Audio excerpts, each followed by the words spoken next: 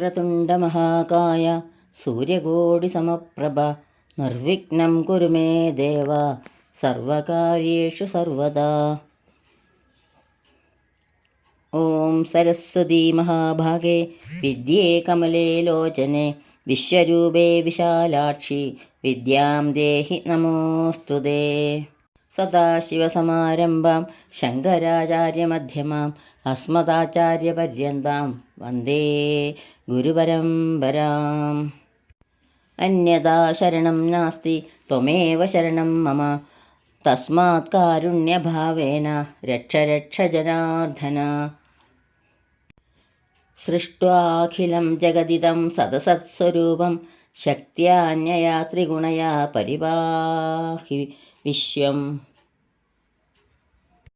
കർപ്പൂരാരുണകുങ്കുമാർച്ചിതപദേ ക്ഷീരാബ്ദിശോഭേ ശിവേ ഗായത്രീ കരുണാകടാക്ഷവിനുതേ കന്ദർപ്പകാന്തിപ്രദേ കല്യാണാഷ്ടസുരാർച്ചിതേ സുകവിദേ കാരുണ്യവാരാനിധേ മീനാക്ഷി മധുരാംബികേ മഹിമയേ മാം പാഹി മീനാംബികേ.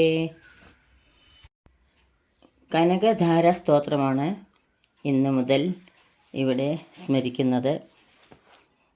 ശ്രീ ആദി ശങ്കരാചാര്യർ രചിച്ചാണ് കനകധാരാ സ്തോത്രം. ശരിക്കും സ്തുതിയായിട്ട് 16 ശ്ലോകവും ഫലശ്രുതിയായി കൂടെ 5 ശ്ലോകം കൂടി 21 ശ്ലോകം ഒന്നിച്ചിട്ട് വരുന്നുണ്ട്. ഇതിൽ 5 ശ്ലോകം വീതം ദിവസം സ്മരിക്കാമെന്ന് വിചാരിക്കുന്നു. ഈ ശങ്കരാചാര്യർ ഈ കനകധാരാ സ്തോത്രം രചിക്കുന്നതിനെ പറ്റി ഒരു ഐതിഹ്യമുണ്ട്. അതായത് ശ്രീ ശങ്കരാചാര്യർ 8-ാം വയസ്സിൽ സന്യാസം സ്വീകരിച്ചു. ഒരു ദിവസം അദ്ദേഹത്തിന് ചെറുപ്പകാലത്ത് ഒരു ദിവസം ഉച്ചഭക്ഷണം തയ്യാറാക്കാൻ ഭിക്ഷ യാചിച്ചു കൊണ്ടിരുന്ന അദ്ദേഹം വളരെ ദരിദ്രയായ ഒരു ബ്രാഹ്മണ സ്ത്രീയുടെ വീട്ടിൽ പോയി ഭിക്ഷ യാചിച്ചു. വീട്ടിൽ ഭക്ഷ്യയോഗ്യമായി ഒന്നുമില്ലാത്തതിനാൽ ആ സ്ത്രീ അസ്വസ്ഥയായി. ഒന്നും കൊടുക്കാനില്ലല്ലോ എന്ന് വിചാരിച്ച് അസ്വസ്ഥയായി. വീണ്ടും പോയി തിരഞ്ഞപ്പോൾ ഒരു നെല്ലിക്ക കണ്ടെത്തി. അത് മടിച്ച് ആ ബ്രാഹ്മണ സ്ത്രീ ശ്രീ ശങ്കരാചാര്യർക്ക് സമർപ്പിച്ചു. ആ സ്ത്രീയുടെ ദുരവസ്ഥ കണ്ടപ്പോൾ അദ്ദേഹം വികാരാധീനായി ലക്ഷ്മീദേവിയെ സ്തുതിച്ചുകൊണ്ട് സ്തുതിഗീതങ്ങൾ ആലപിച്ചു. ദേവി വളരെ സന്തുഷ്ടയായി അദ്ദേഹത്തിൻ്റെ സ്തുതികൾ കേട്ട് ദേവി അവിടെ പ്രത്യക്ഷപ്പെട്ടു. എന്തിനാണ് തന്നെ ഓർമ്മിച്ചതെന്ന് ചോദിച്ചു. ഈ ദരിദ്രയായ ബ്രാഹ്മണ സ്ത്രീക്ക് സമ്പത്ത് നൽകി അനുഗ്രഹിക്കണമെന്ന് ശങ്കരാചാര്യർ ദേവിയോട് അഭ്യർത്ഥിച്ചു.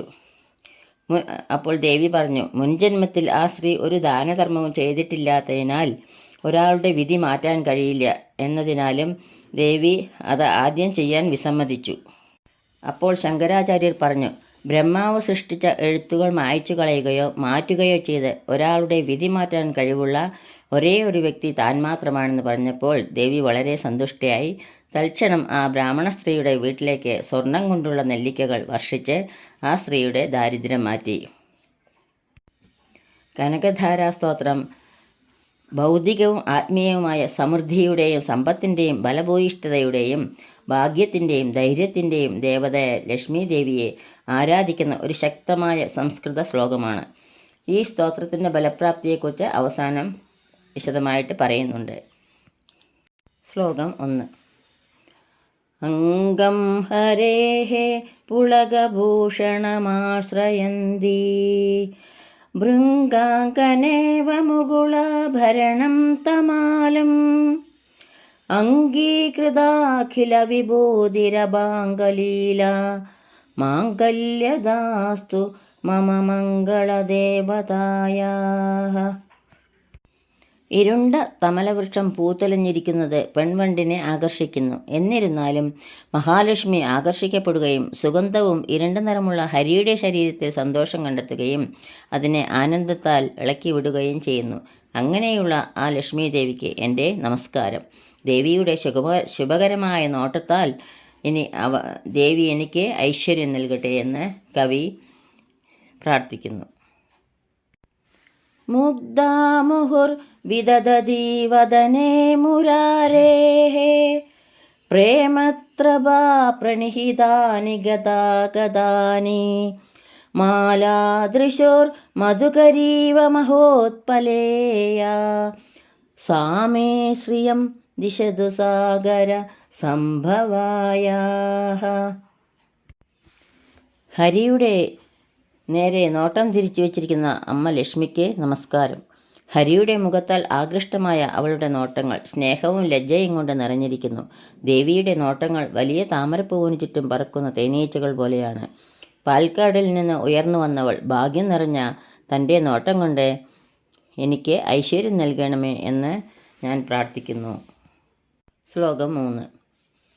ആമീലിതാക്ഷമധിഗമ്യ മുദാ മുകുന്ദം ആനന്ദകന്ദമനിമേഷമനംഗതന്ത്രം ആകേ കരസ്ഥിതി കനീനിക പക്ഷ്മനേത്രം ഭൂത്യൈ ഭവേന്മമ ഭുജംഗശയാങ്കനായാഃ.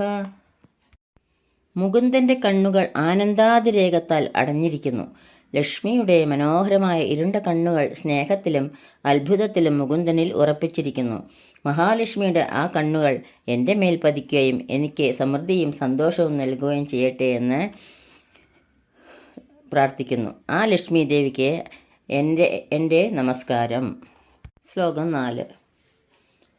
ബാഹ്വന്തരേ മധുജിത ശ്രിതകൗസ്തുഭേയാ ഹാരാവലീവ ഹരിനീലമയീ വിഭാതി കാമപ്രദ ഭഗവതോപി കടാക്ഷമാല കല്യാണമാവഹതു മേ കമലാലയായാഃ. മധു എന്ന അസുരനെ ജയിച്ചവൻ്റെ ഹൃദയത്തിൽ വസിക്കുന്ന, ലോകത്തിലെ ഏറ്റവും വിലപ്പെട്ട രത്നമായി കൗസ്തുഭമണി സ്ഥിതി ചെയ്യുന്ന സ്ഥലത്ത് വസിക്കുന്ന ലക്ഷ്മി മാതാവിന് നമസ്കാരം. ഹരിയിൽ സ്നേഹം വളർത്തുന്ന നീലകലർന്ന മഞ്ഞ നിറത്തിലുള്ള മുത്തുകളുടെ ചരട് പോലെ അവളുടെ നോട്ടങ്ങൾ തിളങ്ങുന്നു. ദേവിയുടെ വശങ്ങളിലേക്കുള്ള നോട്ടങ്ങൾ കൊണ്ട് എന്നെ അനുഗ്രഹിക്കട്ടെ, എൻ്റെ ജീവിതത്തെ സ്പർശിക്കട്ടെ, എനിക്ക് ഐശ്വര്യവും സമ്പത്തും നൽകട്ടെ എന്ന് ശങ്കരാചാര്യർ ഇവിടെ പ്രാർത്ഥിക്കുന്നു.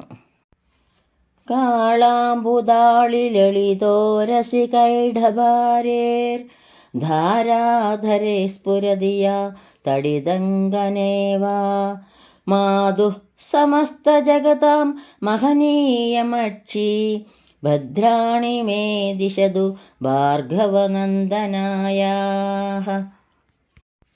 കറുത്ത മേഘാവൃതമായ ആകാശം പോലെ തോന്നിക്കുന്ന മടിയിൽ, മിന്നൽ പിണർ പോലെ തേനീച്ചേവൽ പറന്നു നടക്കുന്ന കൈതബയെ കൊന്നവൻ്റെ മടിയിൽ, മുഴുവൻ പ്രപഞ്ചത്തിൻ്റെയും കാരുണ്യവതിയായ അമ്മ, ശക്തനായ മുനി ഭാർഗവൻ്റെ മകൾ ലക്ഷ്മി അമ്മയ്ക്ക് നമസ്കാരം.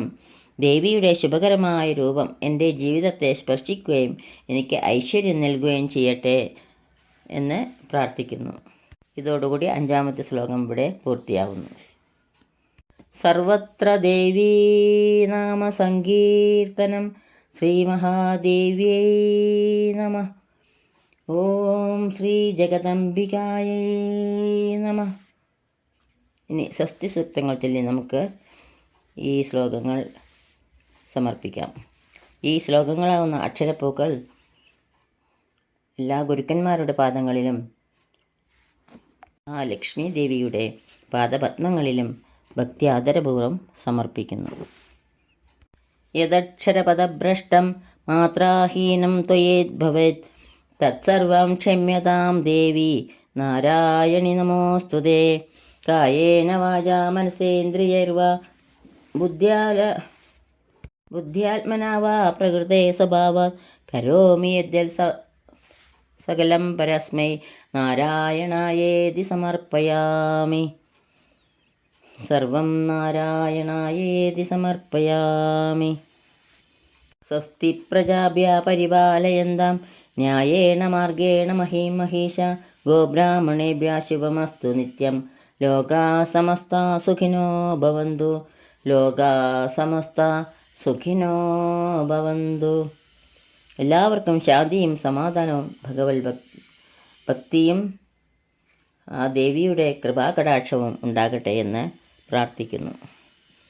സർവത്ര ദേവീ നാമ സങ്കീർത്തനം ശ്രീ മഹാദേവ്യൈ നമഃ. ഓം ശ്രീ ജഗദംബികായൈ നമഃ.